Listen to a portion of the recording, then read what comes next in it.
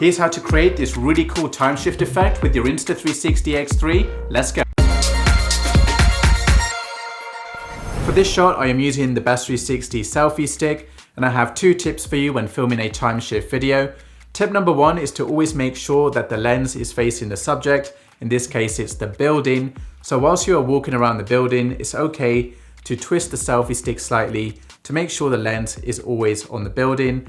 And tip number two is to make sure that the camera height is way above my head to get a clear view of the surroundings. Luckily, this selfie stick is 150 centimeters long, so it's really easy to get above my head to get a clear view. I set the X3 to 5.7K 30 frames per second, and then I walked around the building in a circular motion for at least 1 minute. In the Insta360 app, put the subject in the center and add a keyframe. Use linear to remove fisheye distortion. Halfway through the video, put the subject in the center, add a keyframe, and use narrow to zoom in on the subject.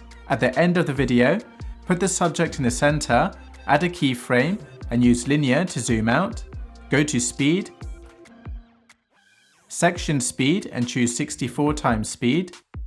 Move half a second into the timeline, add a section speed halfway through the video, leave a half a second gap, then add another section speed until half a second before the end of the video. Tap the ticks to confirm.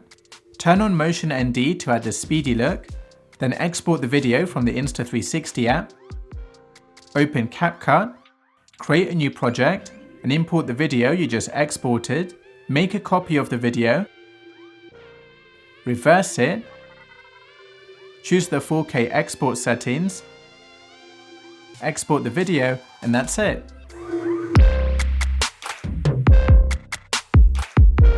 If you struggle to set the correct settings on the X3, then you need to check out my Best 360 swipe file. This will make sure that you always set the correct settings in many different situations, so you never record blurry or noisy video ever again. It's free to download, so check out the link in the video description.